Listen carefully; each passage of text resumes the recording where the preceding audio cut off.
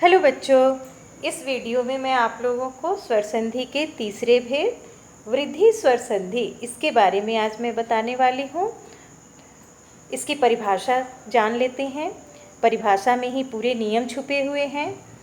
इसमें वृद्धि, जैसा कि नाम से ही हमें पता चल रहा है, वृद्धि यानी कि बढ़ोतरी होना, किसी भी चीज़ में बढ़ना, बढ़ोतरी होना।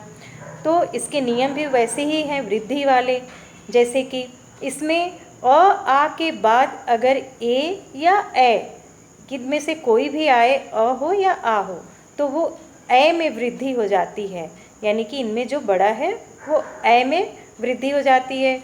उसी प्रकार से अगर आ के बाद ओ या औ, इन दोनों में से कोई आए तो वो औ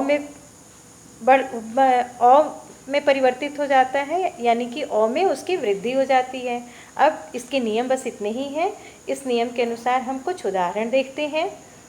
अब हम अ और ए के मिलने से ए में वृद्धि हो रही है। इसके उदाहरण से हम समझते हैं।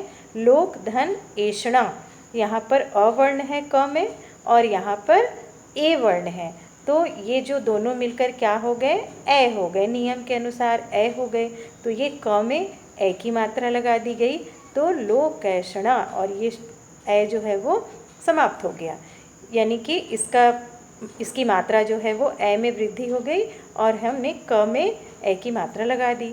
उसी प्रकार से एक उदाहरण इधर देखिए, एक धन एक, तो एक है ना, क में ए की मात्रा लग जाएगी और ये ए जो है वो ख़त्म हो जाएगा और यहाँ कल हम लिख सकते हैं, तो हो जाएगा एक। उसी प्रकार से अगला उदाहरण, अ के बाद अगर ए आता है तो भी ए हो जाता है। मत धन ऐक्य, मतैक्य। परम धन ऐक्य, परमैक्य। आ के बाद अगर ए आता है तो भी ए हो जाता है।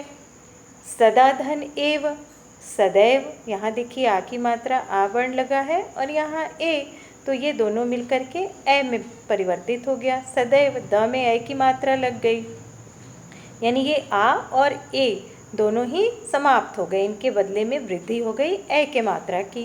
तथा धन एव, तथैव हो गया। अब आ के बाद अगर ए आता है तो भी ए होता है, ए में परिवर्तित हो जाता है। उदाहरण देखते हैं।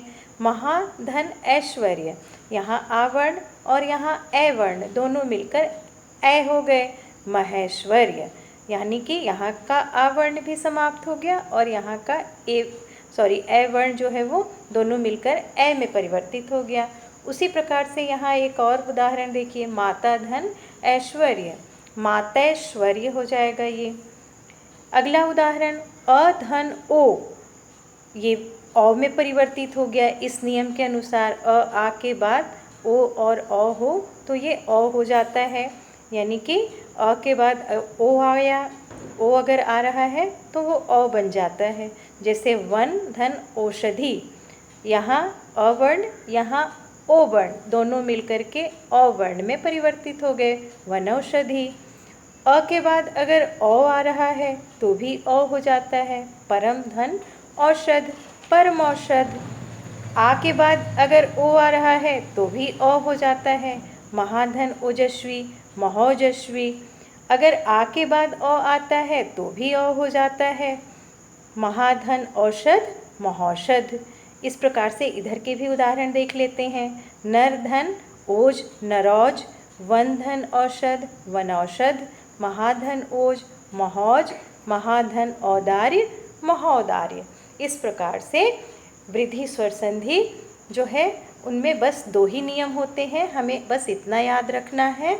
और इनके अनुसार देखिए, आ के परे अगर ए या ए आए तो वो सब मिलकर ए में वृद्धि हो रही है, और आ के बाद अगर ओ या औ आ रहा है, इन दोनों में से कोई, तो ये औ में वृद्धि हो रही है।